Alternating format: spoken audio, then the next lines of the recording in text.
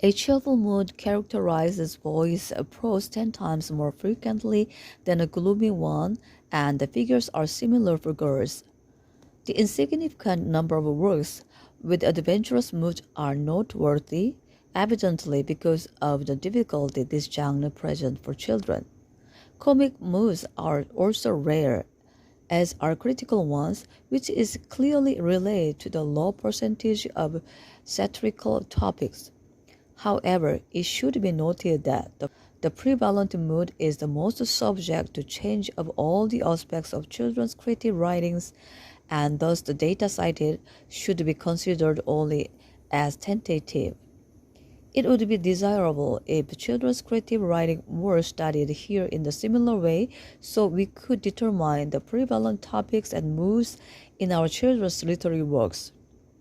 The following data concerns the literary forms most often encountered in the children's work. Most frequent, as would have been anticipated, is a report or essay, that is, non-artistic writing. The second place goes to the story, and the third to the fairy tale. The percentage of dramatic works and letters are extremely low.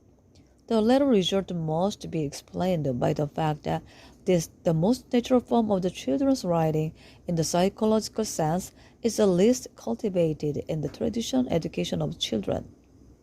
Data on the grammatical form and length of children's writings are not without interest. As children get older, length increases. A report that computed the mean number of syllables in the poetry and prose of boys and girls of various ages showed that the increase in the length of literary works is a direct function of their content. Schneerson, who studied children's writings, concluded that drama and poetry are not natural forms for children. In his opinion, if these forms are founded in children's creative writing, they occur mainly as a result of outside influences. On the other hand, prose, in his opinion, is especially suited to children. Beefy Vygotsky data on the same question generated the following result.